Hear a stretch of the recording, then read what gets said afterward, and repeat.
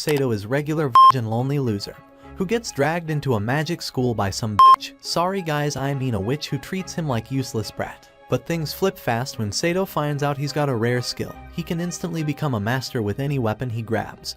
But first thing, he grabs his own joystick. Now, every bitch in the school knows that and wants his long sword, but he is confused what to do next, which one to clap. The new semester kicks off at Tristane Magic Academy, and right after welcoming everyone back for year 2, a teacher named Chevrus asks a spaced-out girl named Louise to give an alchemy spell a shot. But before she can even step up, the whole class starts yelling for the teacher to pick anyone else, because Louise has literally never cast a spell right in her life. That sets her off, and she marches forward, ready to prove everyone wrong. But instead of copying Chevrus's magic like she was supposed to, she somehow turns the classroom into a freaking party club. The place goes full chaos mode. As the smoke clears, Augusta scolds the teacher for not listening to their warning, only to realize Chevrus already passed out from the shock. At the same time, Principal Osmond's assistant is messing around with his snack stash when it suddenly hits him. Tomorrow's the big day when all the second years summon their magical partners. Later on, Louise finally steps out of detention, only to get ambushed by Augusta and her crew, who can't wait to mock her. Augusta throws shade, saying Louise is totally a useless bick and she is gonna flop the summoning like always. But Louise fires back, claiming she'll call forth the most incredible familiar anyone's ever seen. That bold claim sticks in Augusta's head all night. The next day, the whole class gathers in the courtyard to summon their creatures. One by one, everyone nails it. Then Augusta notices Louise hanging back and teases her, already forgetting Louise's wild promise from earlier. But Louise steps forward, ready to prove herself. Everyone's expecting another disaster, but the spell takes a strange turn. And instead of something amazing, she ends up summoning a useless Sato like her. After everyone laughs at her again, Louise tries to cancel the ritual, but Colbert reminds her that summoning a familiar is a one-time thing. No do-overs. That means she's now stuck with Sato. While Louise is trying to accept it, Sato starts panicking because he can't understand a word anyone's saying. He tries to sneak away, but Louise grabs him and finishes the ritual by kissing him. Right after, he feels this crazy energy surge through his body and screams in pain until a glowing symbol shows up on his hand. And then he passes out. A few hours later, Sato wakes up in Louise's room, still panicking. She tries to shut him up with a quiet spell, but like always, her magic backfires and explodes instead. When he gets up and charges at her, she suddenly realizes they can understand each other now. So she carefully explains what's going on, basically telling him that he's her familiar, so she owns him now. He suddenly tells how Alessa owns him. While she's taking a break from talking so much, Sato makes a run for it. But outside, he sees Gitch flirting with a clueless first-year girl who has no idea he's a total player. Sato slips past him, but Louise gets mad and calls him useless again. So Gitch helps her chase after Sato and ends up using levitation magic to catch him. A little later, Sato tells Louise he's from a place called Japan and begs her to send him back right away. But she straight up tells him to forget it. Out of nowhere, she starts uncovering her clothes. Now he is thinking clapping session begins. But he's shocked and asks why she's okay undressing in front of him, and she coldly reminds him that he's just a useless servant she's stuck with. After ordering him to wash her clothes for tomorrow, she jumps into bed. Sato gets sad, because clapping session ends before it started, and pissed off about he's not doing her laundry. But when she reminds him that she's the only person who can help him survive here, he gives in and lies down on the floor to sleep, like a dog. The next morning, he wakes her up with freshly cleaned clothes and tells her to unlock the chain around his neck, saying he's got nowhere to run anyway. But instead of answering, she asks for her plot armor first. Once he gives it to her, she demands that he help her get dressed. He tries to say no again, but Louise promises she'll take off the chain, as long as he stops whining and just listens to her orders. A bit later, Louise brings Sato to the dining hall. His eyes light up when he sees the fancy breakfast spread, but she quickly crushes his excitement by pointing to the floor, reminding him that commoners like him don't eat at the table. So while she enjoys the good stuff, he sits on the ground chewing dry, hard bread. Afterward, he follows her outside and asks why she didn't just leave him in the room. He also wonders why everyone's hanging out with their familiars. She explains that today's meant for bonding with them. Just then, Augusta shows up showing off her fire-breathing salamander like always. After Augusta leaves, Louise gets annoyed and takes it out on Sato by yelling at him to bring her some tea. While heading off, he accidentally bumps into a maid and helps her clean up a cake she dropped. She spots the mark on his hand and realizes he's the familiar from the other world everyone's been gossiping about. When he introduces himself, Gitch appears, demanding his dessert. Sato offers to bring it, but Siesta reminds him the cake was just on the floor. Still, Sato insists, wanting payback for how Gitch treated him the night before. Meanwhile, Gitch is busy sweet-talking his girlfriend Margarita, lying through his teeth so she doesn't find out he's been flirting with other girls. Just when she mentions rumors about him messing around with a first-year girl, Sato shows up and casually confirms it.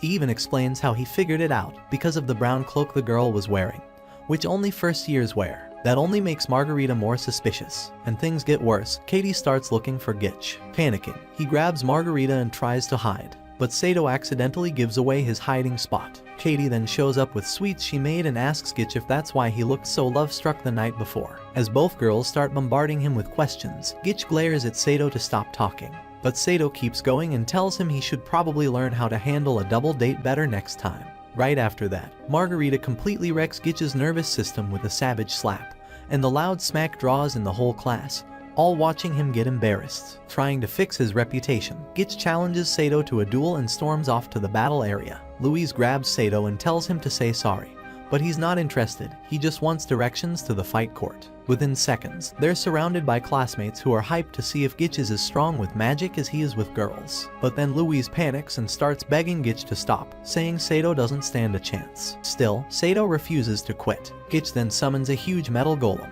and with one punch, it smashes into Sato and probably cracks some ribs. Meanwhile, Colbert shows Principal Osmond the strange mark on Sato's hand, saying that it's the same one found only on powerful, legendary familiars. Back at the arena, Sato's face looks like it's been wrecked, but he still won't back off. Tabitha, a quiet, brainy girl, gets ready to leave with her dragon, maybe thinking it's over. But Sato won't quit. Feeling generous, Gitch tosses him a sword and offers him a way out. Apologize and avoid getting hurt even worse. As Sato reaches for the sword, Louise tries to stop him again, saying Gitch will take the fight seriously if he picks it up. But Sato shakes his head and says he'd rather fight than bow down to some useless loser who is using girls as a toy. Then he grabs the sword, ready to go. Right then, Sato feels a sudden power boost and slices Gitch's golem in one clean swing.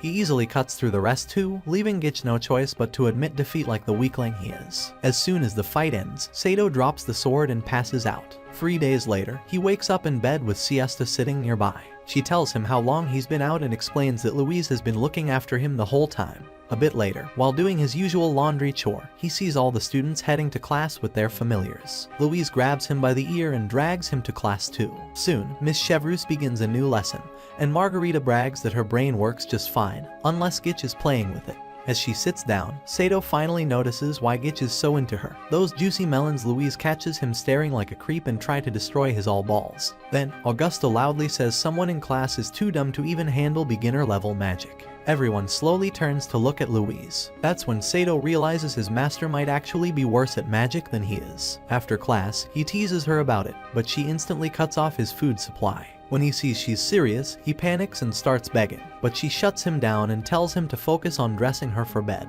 After doing what she says, he tries to guilt-trip her into taking better care of him. She gives him a break, until he jokes that she's got a better chance at growing her chest than improving her magic. As punishment, she kicks him out and makes him sleep outside. While he's sulking outside, Siesta walks by and takes him down to the kitchen for a huge all-you-can-eat feast. Sato is surprised by how kind everyone is, but the head chef Marto explains they're all big fans now that he beat Gitch and proved you don't need magic to stand up for yourself. Sato tries to say he has no idea how he even won, but Marto suddenly gets way too affectionate and asks for a kiss on the lips. Sato quickly pushes him away, finishes his food, and leaves with Siesta to thank her for taking care of him. Siesta then tells Sato that it was actually Louise who brought him back to life using a super pricey potion. Surprised, Sato quickly downplays it, saying Louise probably just had a stash of gold lying around. But then, out of nowhere, Siesta shyly asks if they could have a more private chat sometime soon. That catches Sato off guard, but he stays cool, thanks her again, and walks back into the hallway. Just as he turns the corner, he spots Augusta's magical creature. He tries to run, but it jumps him, pins him down, and drags him all the way to her room. Inside, Augusta is already waiting, and clearly trying to show off, wearing something eye-catching. Sato plays dumb and asks what she wants. She gets close and says she's been thinking about him ever since the duel with Gitch. Right before she leans in for a kiss, her boyfriend starts heading their way for his usual check-ins. Panicking, Augusta tries to come up with a cover story, but ends up blasting everyone out the window with a burst of magic. Realizing things are about to get out of control, Sato reminds her he already has a master and kind of owes her his loyalty. But the second he sees her chest, his brain just completely shuts off. As soon as Augusta kisses him, the door bursts open and Louise walks in, furious. She tells him to come with her, but Augusta won't let go and yanks his head back into her chest. That's when Louise calmly explains that her boyfriends are basically magical war machines, and if they find out, Sato's getting wiped off the planet for messing with their shared community prize. Hearing that finally snaps Sato out of his daze, and he quickly follows Louise back to her room. As soon as they get there, she starts smacking him with a whip, yelling at him for letting his hormones take over. He begs her to stop and eventually grabs her arm, asking if she's acting jealous because he gave another girl attention. Louise responds by kneeing him in the groin and stomping his face, all while explaining that her family and Augusta's have been rivals forever. A few minutes later, Sato tells Louise how Augusta's fire lizard dragged him all the way to her room. When Louise asks why he didn't grab a weapon and fight back, he admits he still has no idea how he even beat Gitch in the first place. That makes her realize he's just as weak and clueless as the day she summoned him. After thinking for a second, she tells him to go to bed early, they've got something important to do tomorrow. As Sato grabs some straw to go sleep on the floor, she tells him to stay in the room just in case Augusta tries something again. But Sato totally misreads the situation and thinks Louise is starting to care about him. She immediately shuts that down with her fists and beats the misunderstanding right out of his head. The next morning, Augusta gets all dressed up, hoping to win Sato's heart. But when she sees him walking off with Louise, she panics and runs straight to Tabitha's room. There, she throws together a dramatic sob story about how Louise is keeping her away from her one true love. Feeling bad, Tabitha summons her dragon and gets ready to follow them. A few hours later, Louise and Sato reach a small merchant town. After walking around for a bit, Louise finds a weapon shop and takes him inside to pick out a sword. The shop is run by a weird-looking guy who looks part beaver. He first hands Sato a sword that's barely better than a shiny stick. When Louise asks for something actually good, the owner decides to scam her and shows off a super fancy sword, claiming it costs as much as a house. Louise is stunned by the price and quickly tells him her real budget. So the guy brings out an old, dusty sword that looks like it belongs in a junkyard. Sato complains it looks ancient, but the shopkeeper swears it's secretly a masterpiece that nobody has noticed. Not fully convinced but out of options, Louise agrees to buy it. As they leave the store, Sato keeps whining, so Louise snaps and admits she's a little broke and tells him to stop talking. That's when Sato remembers what Siesta said about her spending a ton of money on the healing potion that saved him. Meanwhile, Augusta, who just showed up outside the shop, sees them leaving and decides to show off. She buys the most expensive sword available. Later that evening, Augusta presents the flashy weapon to Sato and mocks Louise for being such a cheap master. Tabitha joins in, proudly saying she tricked the dumb store owner into selling that sword at a discount using her plot powers. While both girls argue about who deserves to take care of Sato, something unexpected happens. The old rusty sword suddenly speaks and tells them all to shut up so it can sleep. Everyone freezes. The girls lean in close, thinking maybe they're imagining things. But the sword introduces itself as Derflinger. Sato, amazed, decides to keep it. Louise just sighs, wondering why weird stuff always happens to her. A few days later, Osmond signs a deal with a rich noble named Count Mott. Mott thanks him and heads for the door, but then stops when he sees Osmond's secretary. Right away, he invites her to dinner. Embarrassed, she quickly covers up and politely declines. Inside, she asks Osmond what Mott wanted. But Osmond changes the topic to a mysterious thief stealing powerful items from magic users. As she starts thinking about who the thief might be, Osmond starts poking fun at her assets with some kind of toy, so she rolls her eyes and beats him up again. By the time the sun starts to set, Sato is trying to wash some fancy silk lingerie, but he has no idea what he's doing. Luckily, Siesta walks in and gives him a hand. She then asks where he's from, since most people know how to wash delicate clothes like that. Not wanting to go into detail about modern-day Japan, he just says he's from a faraway place. Siesta smiles and thanks him for everything he's done since he arrived, saying that working at the academy feels better now because of him. Feeling a little weird about the whole moment, Sato heads back inside, still wondering if something was off with Siesta. Suddenly, Augusta opens her door and calls him over. When he tries to leave, she brings up the expensive sword she bought and offers to give it to him, saying she won't need it anymore. Curious, Sato follows her in to get it, but then asks why she keeps trying so hard to impress him when she already has a bunch of loyal, high-ranking simps. She admits that she's never tested out a low-ranked loser before anything happens. He says, the lower rank, the bigger his sword. Sato, obviously uncomfortable, stands up to leave, but she starts throwing valuable gifts at him, trying to change his mind. Still, Sato says no. Frustrated but still flirty, Augusta lunges at him and admits she kind of likes it when he plays hard to get. Just in time, Louise storms in and pulls him out, asking why he even wanted Augusta's sword when he already chose Derflinger. The next morning, Louise tells Sato to stay outside with the other familiars. But once she leaves, he quickly gets annoyed with all the magical pets and walks back inside. That's when Marto spots him and invites him into the kitchen again. Moments later, Sato is scarfing down food like he hasn't eaten in days. In between bites, he asks about Siesta, realizing he hasn't seen her around. When he apologizes for forgetting she doesn't work in the kitchen anymore, Marto drops a surprise. Siesta quit and left at sunrise to work for Count Mott. Later that day, Sato tells Louise about it and wonders why Siesta would suddenly start working for someone like Mott.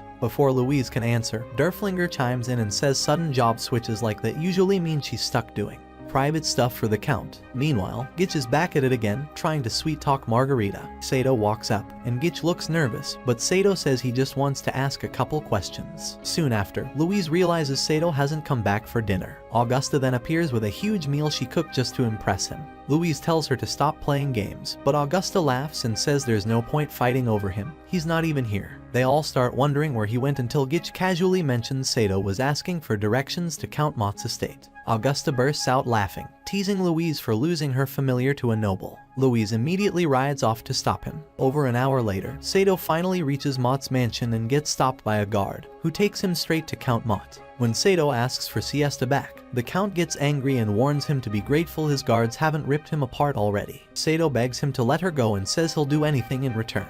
But Mott refuses, saying Siesta will stay until he gets bored of her. Sato tries to charge him, but the guards grab him instantly. Just as Mott prepares to punish him, Siesta runs in and begs for Sato's life, offering to do whatever the Count wants if he lets him go. Mott pauses and says he'll make a deal. There's a rare book that once belonged to a powerful family, and if Sato can get it from their daughter, he'll release Siesta. The moment Mott mentions the family name, Sato realizes it's the same book Augusta once showed him.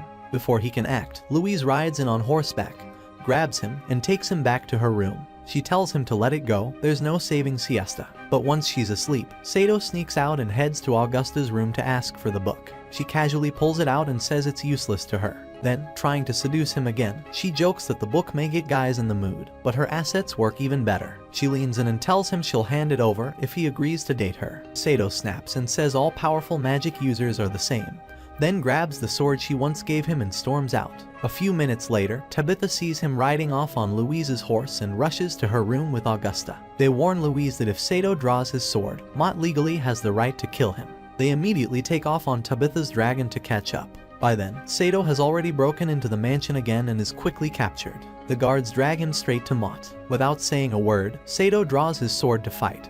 But then something changes. A strange fear takes over and his body starts trembling. That's when Mott reveals he's a high-level mage. He knocks over a vase, uses the water to attack, and prepares icy blades to finish Sato off. Just in time, Louise bursts in and begs Mott to spare her dumb familiar. But Mott refuses and tells her to call her family to discuss what punishment he'll face. That's when Augusta walks in, tosses him the special book, and formally introduces herself. After taking the book, Mott agrees to let it go. Sato then asks for Siesta, and Mott tells the guard to send her back. As he does, Mott casually pulls out a corn-themed magazine and sits back like nothing ever happened.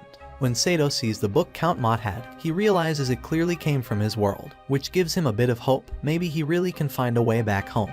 Later that night, back at the academy, Siesta gives him a surprise thank you kiss. He's left stunned, totally out of it. Louise sees his dumb love-struck face and gets annoyed, so she decides to starve him until he starts losing his mind and hearing imaginary voices. Meanwhile, a mysterious thief named Sandy sneaks into another noble's estate and steals a fancy necklace. It's just the warm-up for a big heist she's planning at the academy. The next day, Louise tries once again to teach Sato how to march properly but gives up after a while, realizing he's just hopeless. When he asks why she's so serious about it, she explains that all second years must show off their familiar's special talent during the annual exhibition. Sato shrugs it off, telling her not to worry about it, but she insists it matters. She's tired of being mocked by everyone. Sato then suggests singing the laundry song she once taught him, since that's the only thing she's ever successfully trained him in. He sings it with full energy, but Louise pulls out the whip to knock the nonsense out of him. While begging for mercy, he stumbles over his sword, and that gives her an idea. She asks if he can just use the sword skills he showed during his fight with Gitch. but Sato admits that was just a fluke and that he barely survived the Count Mod incident. Louise sighs and tells him to figure something out before heading off to class. After wasting hours spinning in circles in the courtyard, Sato finally asks Derflinger for advice. The old sword just calls him an idiot and says he's not built for silly shows, he's meant for real battles. Just then, Siesta drops by and asks what he's up to. He freezes, remembering the kiss from the other night, and tries to act cool. But she only wishes him luck for the exhibition and reminds him that everyone else is working hard to impress Princess Henrietta. At the same time, Longueville is going over preparations for the royal visit.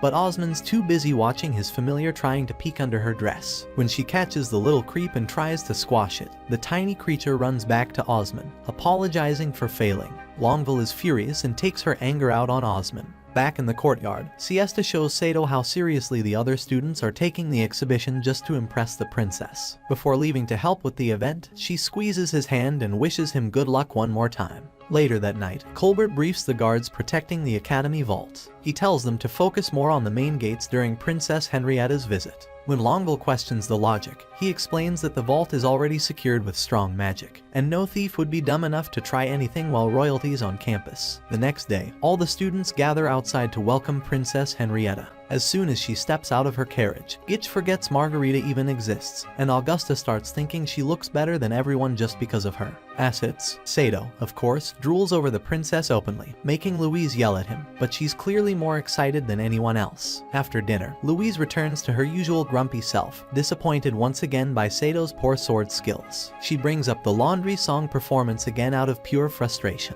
Before they can argue more, someone knocks. Sato opens the door and is shocked to see Princess Henrietta rush in and hug Louise. Turns out, the two were close friends years ago and promised to always look out for each other. Louise drops to her knees and says Henrietta shouldn't be visiting a regular classroom like this. But the princess tells her to cut it out. She's wanted to meet her again ever since her father passed away. When Sato tries to ask more about their past, Louise slams him to the ground and tells him to shut up. Someone like him has no business talking during a reunion between nobles. Henrietta smiles and tells Louise not to stress. She actually came to meet the famous familiar who had the guts to pull a sword on Count Mott. Louise is shocked and asks how the royal palace even found out about that. Henrietta just reminds her of the promise they made as kids, to always have each other's backs. Right after that, Louise forces Sato to thank Henrietta properly. As the princess gives Louise a warm hug goodbye, she also wishes Sato good luck for the familiar presentation tomorrow. Of course, Sato tries to flirt with her immediately, but Louise shuts it down with a brutal whip combo in front of everyone. The next day, every student gives a flashy performance with their familiars. Tabitha and her dragon easily steal the spotlight with their amazing routine. Seeing that, Louise gives up hope and tells Sato to just go on stage, say his name, and leave quickly. She joins him on stage, preparing to deal with the usual heckling from the crowd. But instead of walking off, Sato suddenly pulls out Derflinger and tries to show off a new move, only to completely embarrass them both. Even Gitch, the weak guy Sato once defeated, joins in to mock them. Furious, Louise drags Sato off stage by the ear to stop the public shame fest. Meanwhile, the mage thief, Sandy, is trying to break into the academy's vault but realizes it's protected by magic way too advanced for her. So she summons a massive golem to smash through the vault instead. But it still gets blocked by another, stronger barrier. That's when Sato and Louise accidentally walk in on her mid-heist. She instantly attacks them, and at the same time, Tabitha is announced as the winner of the familiar competition. Sato shoves Louise out of the way to protect her but gets grabbed by the golem. Even though Louise knows she's terrible at magic, she refuses to run and tries to save him. She fires a spell, but misses, and instead blasts a huge crack in the wall. The thief is stunned at first, but then realizes Louise just did the hard part for her. She uses the opening to finally break into the vault. Back at the ceremony, people start asking what the loud noise was, and Tabitha flies off on her dragon to check it out. But she's too late. The thief escapes with the kingdom's sacred staff, drops Sato, and disappears. Hours later, Osmond reads a note the thief left behind to taunt him and hears from the knights that all they found was a pile of broken golem parts. Confused and frustrated, he wonders how the royal treasure could have been stolen so easily. Henrietta catches up to Louise to make sure she's okay. Louise apologizes for failing, but Henrietta tells her it's not her fault, and leaves to report everything back at the palace. Sato notices the worried look on Louise's face and asks if losing the staff is really that serious. She explains that ever since the theft, Princess Henrietta has been dealing with growing pressure and rising political threats. That's when Sato realizes that being royalty isn't all fancy clothes and riches. Curious, he asks why Louise didn't run when the golem grabbed him. She reminds him that as the mage who summoned him, she has a responsibility to protect him, even if she's not the best at magic. The next day in class, Augusta is back to trying to win Sato over by stuffing him with food. Louise finally loses it and attacks him out of pure jealousy. Augusta shrugs and tells her to just accept the situation, especially since classes are basically on hold until the missing royal treasure is recovered. Right after that, Colbert rushes in and drags Louise, Augusta, and Tabitha straight to Osmond's office. There, Longueville tells them she's heard rumors about someone suspicious living in an old cabin deep in the woods. She hands them a sketch of the person, and the girls instantly recognize the thief. Colbert suggests they call in the royal guards, but Osmond decides it's better to take care of it themselves before the thief slips away again. He asks for volunteers to go confront her. All the usual confident mages go quiet. No one steps forward. That is, until Louise boldly raises her wand and says she'll go. Not wanting Louise to hog all the credit, Augusta raises her wand too. Then Tabitha joins in, not because she cares about the mission, but because she figures the other two will probably start fighting mid-battle and someone needs to keep things under control. Seeing this, Osmond reveals that Tabitha is actually a knight in disguise and reminds everyone how powerful Augusta really is. But when he tries to compliment Louise, he stumbles over his words and awkwardly shifts focus, saying at least she was able to summon Sato. With Longueville offering to guide them to the thief's hideout, the group hops in a carriage and sets off toward town, ready for whatever's coming next. While riding in the carriage, Sato asks why a noble would steal from other powerful people. Longueville explains that not all mages are actually nobles, some lose their status and end up as regular people or even criminals. When she admits that she used to be a noble too, Augusta suddenly gets curious and asks how she landed a job as Osmond's secretary. Ignoring the obvious fact that the old guy has a soft spot for younger women, Long says Osmond is just a genuinely kind man. Still, Augusta keeps pressing her for the backstory until Louise cuts in and tells her to stop being nosy. Augusta then changes focus and starts flirting with Sato again, which instantly makes Louise mad. Sato has to step in to stop them from getting into another catfight. That's when Augusta hands him the fancy sword she bought earlier, saying he'll probably need it since Derflinger might not survive more than one hit in a real fight. Soon they reach the hideout. Sato is the unlucky one they send ahead to scout the place. Luckily, it looks empty, so Tabitha and Augusta head inside with him while Longueville checks the surrounding woods. After a few minutes of searching, Tabitha finds a treasure chest sitting out in the open. Inside it, shockingly, is the sacred treasure itself. They all find it strange that the thief would leave something so valuable just lying around. Before they can figure it out, the roof gets torn off by a massive golem. The girls attack immediately, but it barely takes any damage. As they scramble for a plan, Louise shows up and tries to help.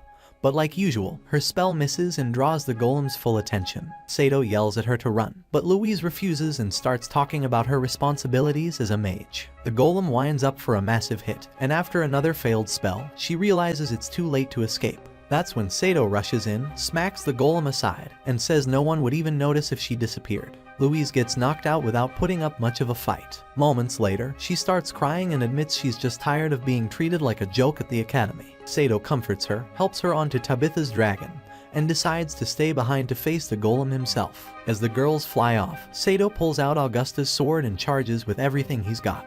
But the blade snaps the second it hits. Now scared, he hesitates. That's when Derflinger offers to help. Sato questions how the rusty sword could do anything when even the golden one broke. Derflinger replies, "You got a better plan." With no other choice, Sato agrees. He finally activates the same hidden power he used in his fight against Gitch. Supercharged, he starts slicing the golem apart with ease. But no matter how many times he cuts it down, it keeps rebuilding itself. That's when Louise grabs the sacred staff from Augusta and jumps off the dragon using levitation magic. Sato takes a closer look at the staff and realizes it's not magical at all. It's actually a rocket launcher. Without hesitation, he grabs it from her and blasts the golem's head off, completely destroying it. Augusta runs in and hugs him for being such a brave hero. They all start wondering why the thief wasn't around, until Longueville grabs the rocket launcher and reveals that she was the thief all along. She explains that she lured them out here because she couldn't figure out how the launcher worked. Then she calls Sato by a legendary familiar title and tries to fire the weapon at them, only to find out it's empty. While she fumbles with it, Sato knocks her out and explains it only had one rocket to begin with. After that, they all head back to the academy. Osmond thanks them for saving the day and promises the girls a big banquet and royal rewards. When they ask what Sato's getting, Osmond says he's the only noble who treats everyone equally. Sato just says he doesn't care about rewards, he just wants answers. As the girls head off to celebrate, he stays behind and asks Osmond one final question. How did a rocket launcher even end up in their world in the first place? Osmond begins explaining what happened 30 years ago. He was about to be eaten by a dragon when, out of nowhere, a soldier appeared with 2 rocket launchers. The man saved Osmond but passed out from his injuries. They buried him along with 1 launcher, and the other one was kept as a sacred treasure. Sato listens to the story, but instead of feeling hopeful, it just makes him more frustrated. He's still no closer to figuring out how to get back to his own world. Later that night, Louise shows up at the Academy's ball, and all eyes are on her. Ignoring the people who used to mock her, she walks straight to Sato. He compliments her, saying she doesn't look like the usual angry boss he shares a room with every night. When the music begins, he tells her to go dance with the other nobles. But to his surprise, she swallows her pride and asks him to dance. They head to the floor, and Sato quickly picks up the steps. While dancing, Louise apologizes for not believing him when he said he was from another world. She admits it hurts that he still wants to go back, but instead of holding that against him, she thanks him for always protecting her. Derflinger watches the whole thing and wonders if he'll ever find a spunky sword girlfriend to dance around with like that. The next day, Princess Henrietta invites them to the palace. She congratulates Louise on her promotion and praises both of them for stopping Longville. She then offers her hand to Sato and asks him to promise that he'll always protect Louise. He stares, confused. Louise leans in and explains that he's supposed to kiss the princess's hand as a sign of respect. But instead, clueless as ever, Sato suddenly grabs Louise and plants a loud, messy kiss on her lips. Louise's brain basically shuts down on the spot. Seconds later, she punches him hard enough to rearrange his whole face and threatens to throw herself off a cliff with him if Henrietta asks her to.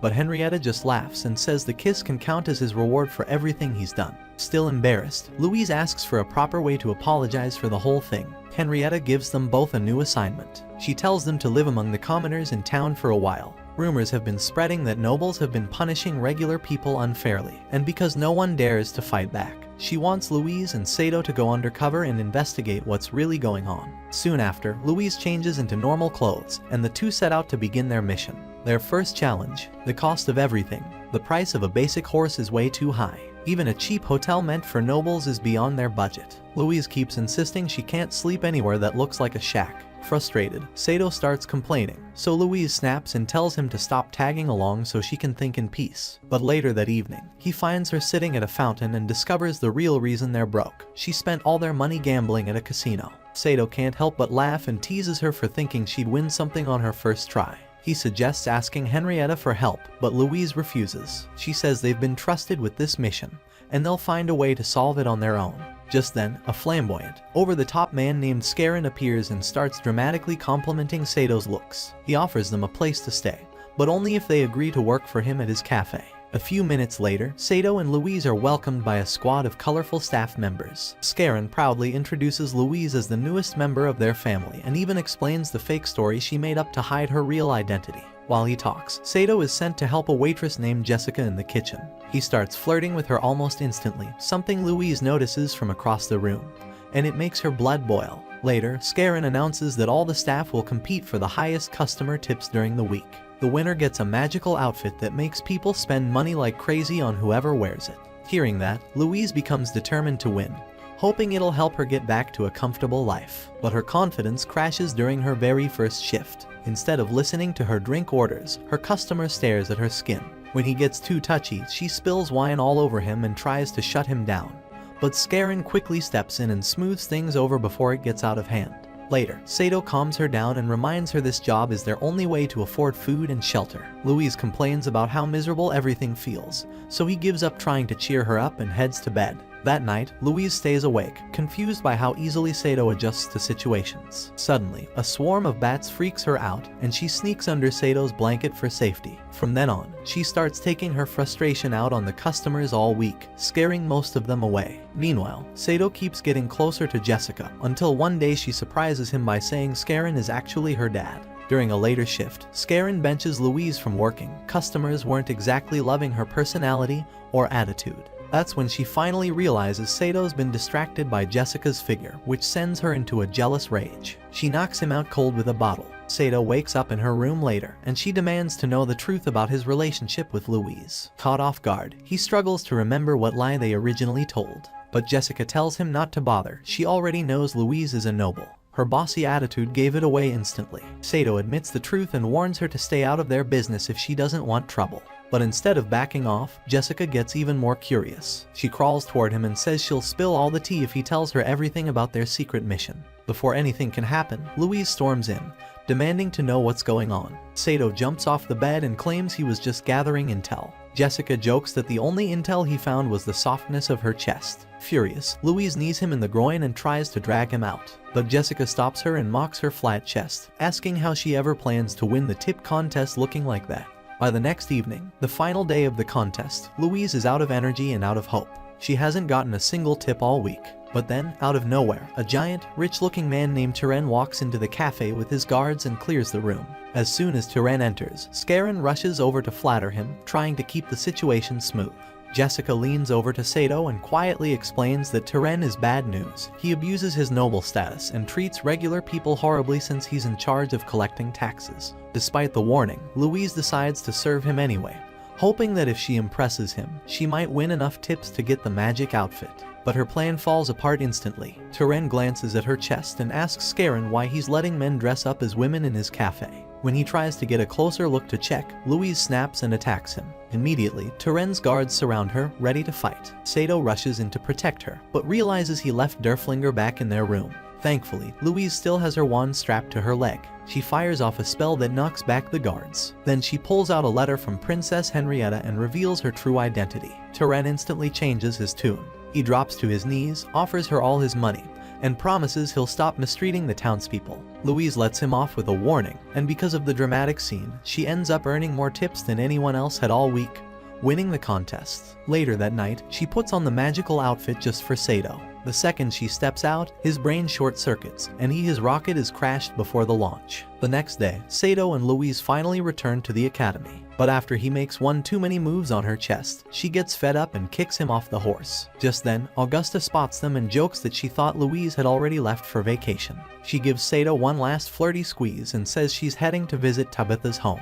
A little later, during their carriage ride, Augusta chats with Tabitha and reveals she's actually an exchange student. She explains how she got kicked out of her old school and became the family outcast, which is why they sent her away. Just as Augusta starts asking Tabitha about her own past, a local farmer stops their carriage to warn them about flooding up ahead.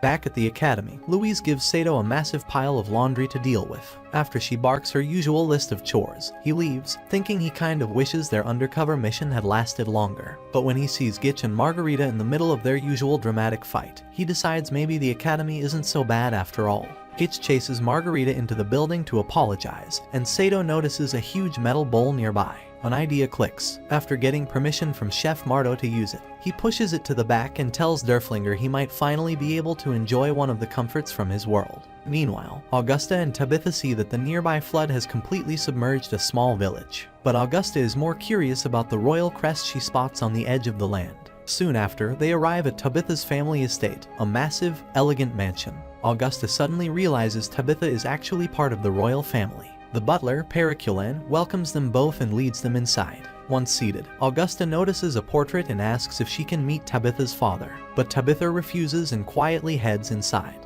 Periculan serves Augusta tea and admits he didn't expect Lady Charlotte to bring a guest. Augusta's eyes widen. Charlotte. She asks. That's when it clicks. Tabitha is using a different name at the academy. Periculan explains that Tabitha only enrolled at the school because her uncle, the current king, ordered her to. Inside the mansion, Tabitha enters her mother's chambers, but her mother instantly lashes out, accusing her of trying to kill her own daughter, just like they did to her father. As Tabitha quietly listens to the painful accusations, Periculan tells Augusta the truth. 5 years ago, Tabitha's father was killed in a fight for the throne by his own older brother. Even after everything, there were still people who wanted to erase Tabitha's entire family. Not long after her father was killed, during a royal ball, someone tried to poison her. At the last second, her mother noticed and drank it herself. The poison didn't kill her, but it was laced with a curse that broke her mind. Since then, she's never been the same. As if that wasn't enough, Tabitha was constantly sent on dangerous missions by those same people. She survived them all, and instead of being rewarded, they shipped her off to the academy to keep her out of sight. Just then, Tabitha returns from her mother's room, and Augusta gently asks if they can take a bath to wash up from the long journey. Meanwhile, Sato has made a makeshift bath for himself and tries to relax by dipping his head underwater. Siesta notices him and walks over to investigate. He suddenly jumps up, startling her, and scrambles to cover himself. Even though he clearly has nothing on, Siesta casually walks up and asks what he's doing. After a quick explanation from Sato, she asks if she can join him. He's surprised and thinks she's probably joking, until he realizes she's already undressing. Nervously, he reminds her that he's, well, functional, but she smiles and says it's fine, she trusts him. Once in the bath, she asks him to turn around so they can talk face to face. He tries to stay focused by keeping the conversation going. Elsewhere, Margarita has called Gitch out for a private nighttime date. She plans to charm him with a special drink she's secretly spiked with a potion. As she waits for the right moment to slip it into his glass, Sato and Siesta continue chatting in the bath. A few minutes in, Louise, impatient about why Sato's taking so long, heads out to find him. But when she sees him smiling and relaxed with Siesta, she freezes in shock. For once, she doesn't scream, she just quietly walks away. Back in the bath, Siesta casually mentions that her grandfather once said he also fell from the sky and came from another world. Sato's eyes widen, and he tries to ask more, but she suddenly stands up and says she needs to get back to work. Meanwhile, Margarita finally pours the potion into Gitch's drink, but before he can take a sip, Louise walks up and accidentally gulps the whole thing down. Then she storms off without realizing what she's just done. Later, Sato returns to their room, ready to apologize for taking so long. But before he can speak, the potion kicks in. Louise wraps her arms around him and starts crying, asking how he could betray her feelings. Confused, Sato tries to calm her down as Margarita shows up to admit what happened. She tells him the potion was meant for Gitch and has no idea how long it'll last. When he asks, she nervously guesses Louise might be back to normal in about a year. The next morning, Louise is still in full love mode, clinging to Sato and begging to cuddle in bed.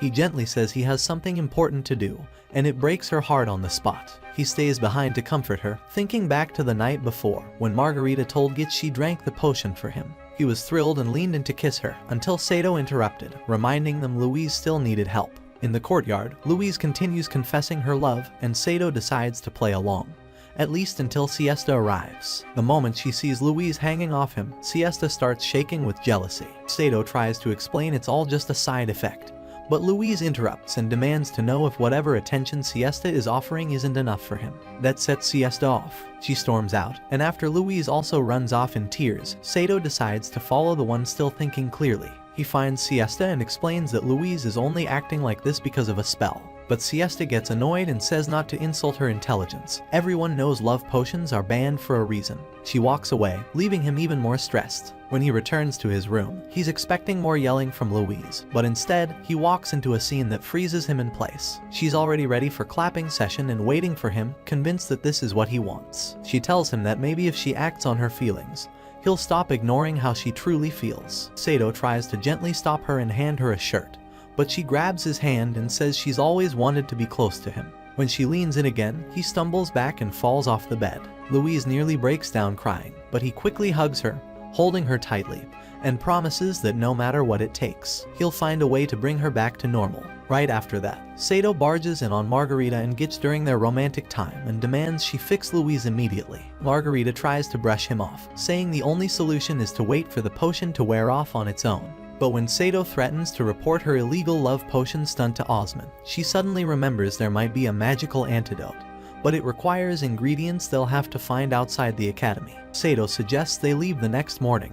When she starts whining again, he reminds her that the only reason she hasn't been expelled yet is because he kept quiet. That night, Louise, still under the potion's influence, tries to seduce him again. Sato stays calm, promising only to watch over her while she sleeps. Once she dozes off, he just sighs and wonders when this nightmare will finally end. The next day, they all ride out on horseback and spend most of the day traveling to a hidden lake Margarita had mentioned. But when they arrive, the water level is much higher than normal. Margarita tells them the lake's spirit must be angry. Everyone's confused, so Margarita explains that she once made a magical contract with this spirit years ago. Since the entire nearby area is now flooded, it means the spirit must have been provoked. Later, she drops some of her blood onto her familiar and sends it into the lake. A few minutes later, the spirit appears, now in her human form. Margarita reminds her of their deal and politely asks for a few tears to help Louise recover. But the spirit coldly refuses and tells them to leave. Sato suddenly kneels down and begs, promising to do anything in return.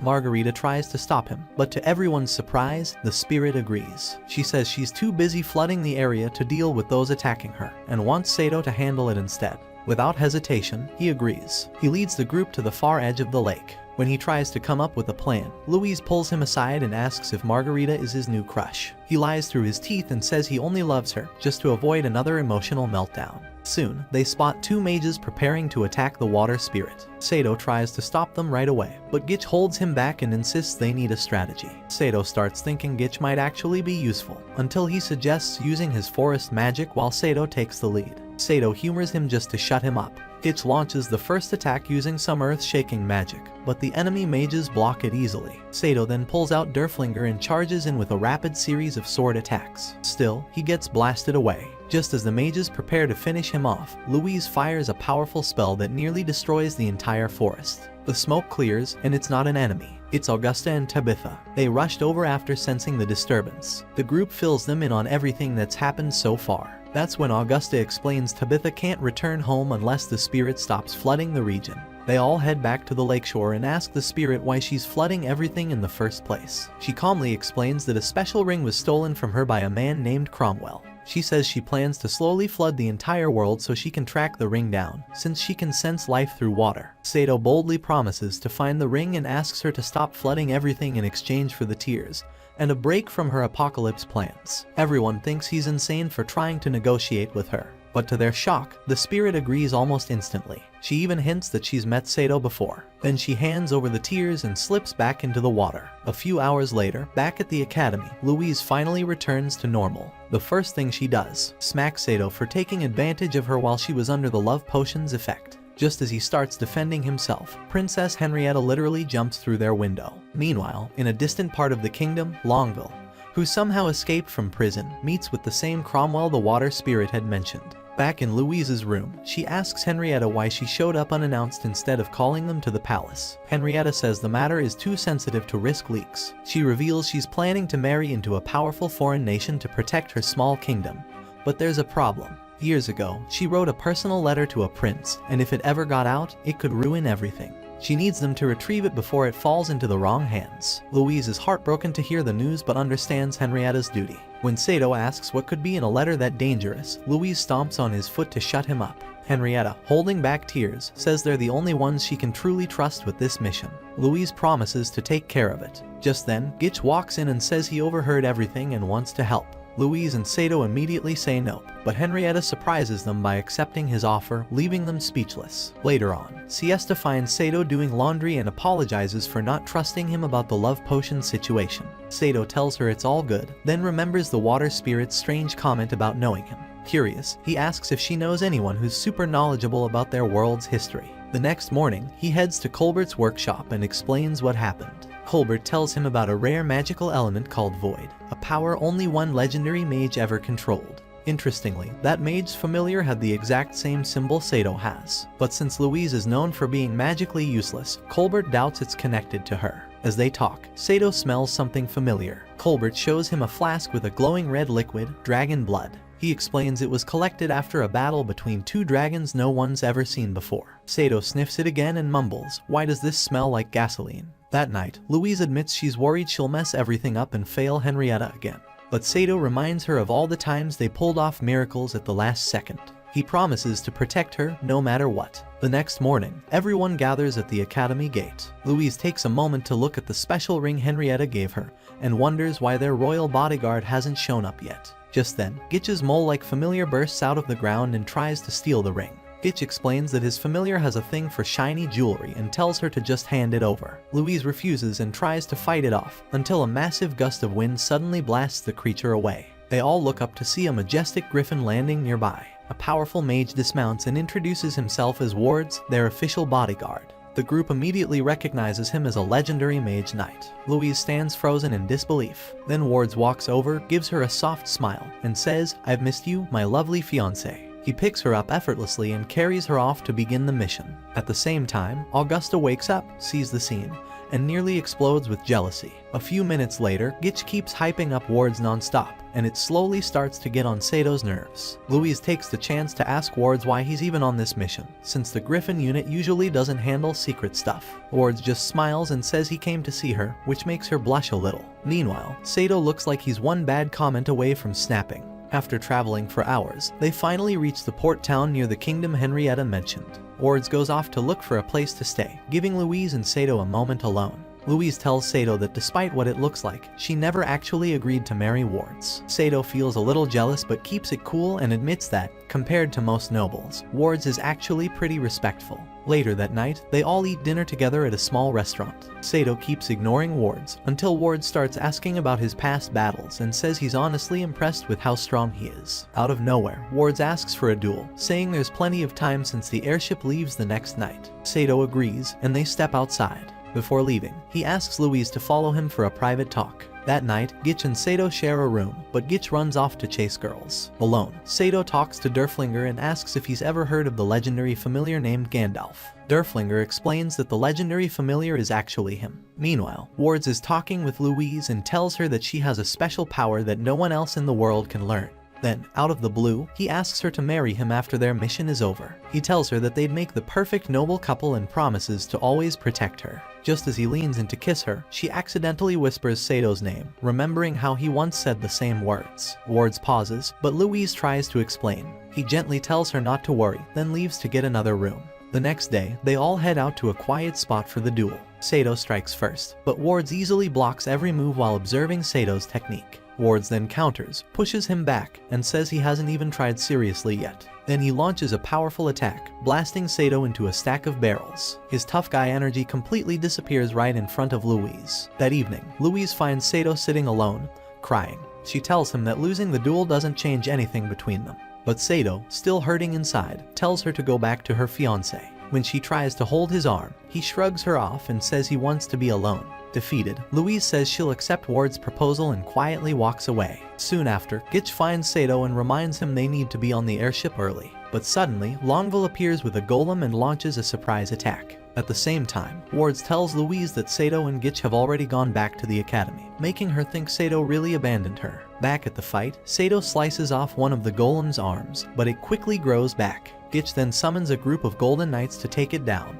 They fight hard, but the golem crushes them easily. Luckily, Augusta and Tabitha show up and lend a hand. Still, Longville says her goal was just to stall them and escapes once the battle draws too much attention. Realizing what's going on, Sato rushes back to the hotel to find Louise, but the innkeeper says she already left. Panicked, he asks Gitch where the airship is just as it passes above them. Confused, Sato looks up, and Augusta explains that the kingdom they're heading to floats in the sky, so they had to board at a specific time. Sato runs to the edge and yells out Louise's name. She hears him, but the ship is already too far to see anything clearly. When Wards notices her reaction, she brushes it off and promises to go through with the marriage. Back on the ground, Sato tells the others what Longville said, then takes off running. But Augusta stops him, reminding him that they can't do anything until another airship shows up. Just then, something bursts out of the ground, and Gitch gets ready to fight another golem, but it's just his familiar popping up. Meanwhile, Wards and Louise are toasting to their engagement, but things get weird when he suddenly asks if she knows where Prince Wales is. Louise refuses to tell him anything, reminding him that Henrietta made her promise to keep it secret. Wards acts like he's cool with it and walks off, but Louise spends the rest of the night convincing herself that marrying him is the right choice. The next day, they finally reach the floating kingdom of Albion and follow Henrietta's directions to an abandoned chapel. But the second they step inside, a group of knights surrounds them. Wards tries to explain why they're there, but the commander doesn't believe him. No outsiders should even know the chapel exists. Luckily, Louise shows them Henrietta's ring. The commander then pulls off his glove and brings his own ring close to hers, activating the hidden magic between them. That's when Prince Wales removes his helmet and apologizes for the harsh welcome. He takes Louise into his office, reads Henrietta's letter, and then hands her back the letter she came to retrieve. When she asks if he's planning to turn himself into the rebel nobles, he tells her to stick to her delivery job. But after seeing her genuine concern, he admits there's a secret group manipulating the traitors, and says he plans to keep fighting to protect the kingdom. On her way out, Ward suddenly shows up and suggests they get married right there in the chapel. Louise refuses and says they should wait until they return home. That's when he grabs her and reveals that his group needs her. She instantly realizes it's the same group Wales warned her about and tries to run. But Cromwell suddenly appears and uses the water spirit's stolen ring to take control of her mind. A few minutes later, the wedding starts. But as Ward says his vows, Louise slowly begins to snap out of the mind control when she hears Sato calling her name.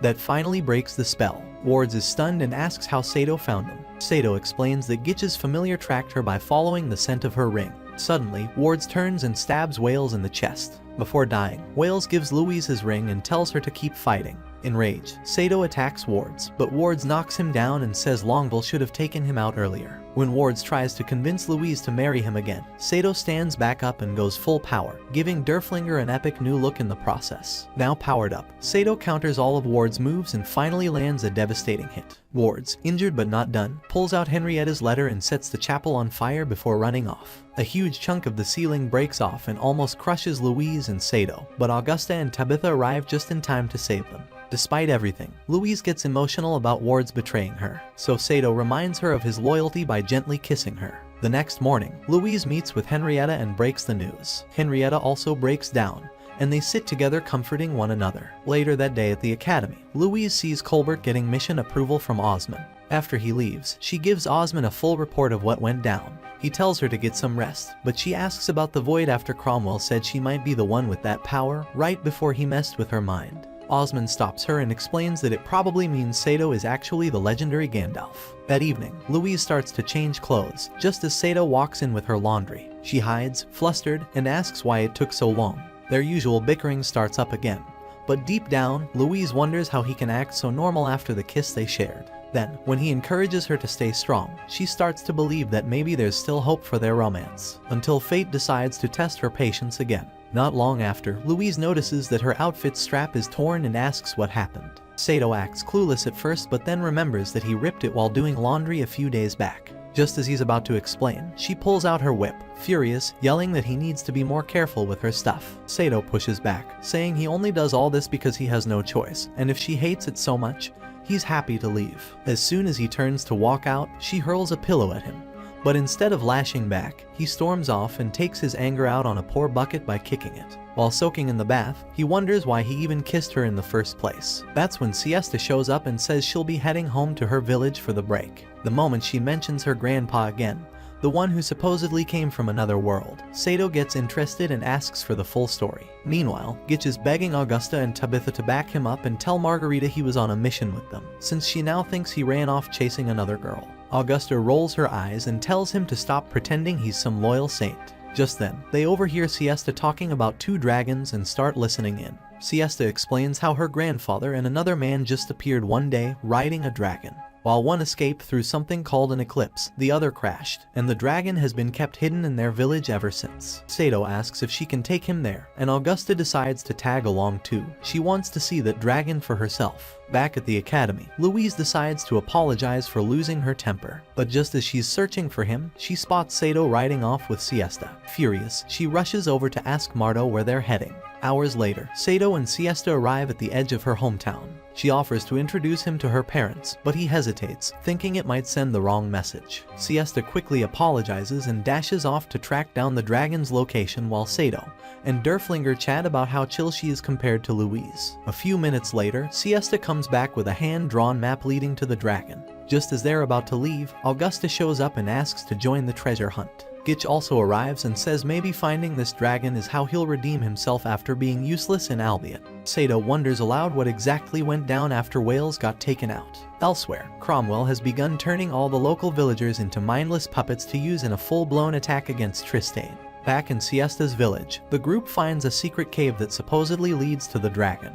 But not long after they go in, they hear footsteps. Suddenly, lightning bolts fly at them, but Sato blocks the attack. Then, a familiar voice rings out, it's Colbert, and Louise is with him. Colbert explains he's also here searching for the dragon. Naturally, Louise and Sato start arguing again, until Derflinger points out that everyone's already left. They exit the cave and find what looks like an old abandoned hangar. While Colbert works on unlocking the door, Sato notices a tombstone nearby, and nearly falls over when he sees it's written in Japanese. As soon as the door opens, they head inside, and Sato is stunned to find a fighter jet sitting there. He immediately recognizes it as something from his world. Colbert says there's a chance Sato could return home. Siesta's grandfather only got stranded because he didn't make it through the eclipse in time. Hearing that hits Louise hard. She realizes that Sato might actually leave her. Meanwhile, over in the royal palace, Henrietta confesses to her mother that she failed to protect the letter Ward stole, and apologizes for putting the kingdom in danger. Her mom, Marianne, tells her to stop pretending like she's okay and reminds her it's okay to grieve for Wales. Henrietta then breaks down crying in her mother's arms, but before they can recover, a guard rushes in with urgent news. Cromwell is preparing for war.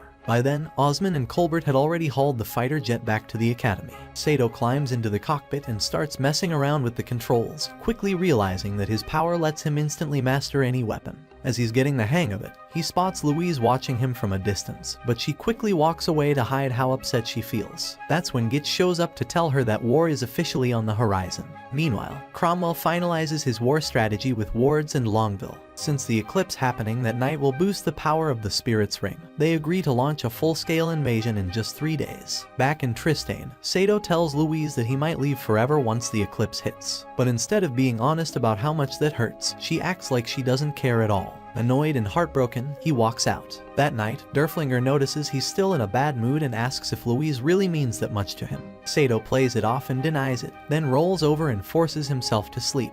At the same time, Osman gathers the entire academy to announce that because of the upcoming war, the school will be shut down until it's over. Students immediately start making plans to return to their hometowns. Gitch uses this chance to act heroic and declares he'll stay and fight. But Margarita shuts him down, saying he never really had a choice anyway. When Augusta asks Louise if she's planning to leave, Louise says she's never been the type to run from danger. She then heads back to the dorms to leave a final goodbye for Sato. The next morning, he wakes up and finds a note beside him, but it's written in a language he can't read. He shows it to Derflinger, who tells him that Louise basically said she's setting him free. That hits him hard, so he dashes out to find her. After showing the letter to Augusta, she remembers what Louise said the night before and guesses that she probably went to see Henrietta. Later in the day, Sato asks Derflinger what he plans to do once the eclipse is over. Derflinger says he'll likely just end up collecting dust in another weapon shop. Sato then starts questioning if going back to his old world, the one ruled by deadlines, pressure,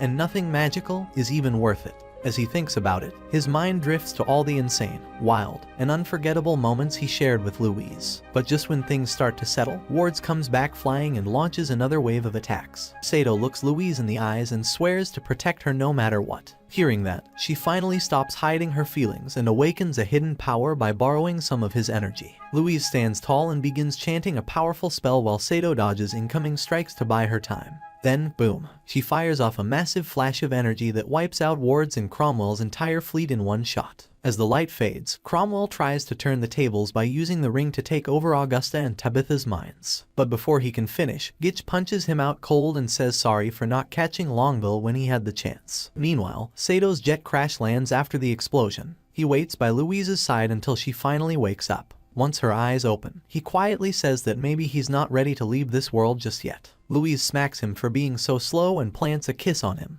then brushes it off by saying it was just to renew their master-servant contract. A few days later, everything's back to normal at the academy. After hunting him down all afternoon, Louise finds Sato chatting with Siesta and immediately reminds him who's in charge of their relationship. So that's it for today's video guys, watch the following video, and I will see you in the next one.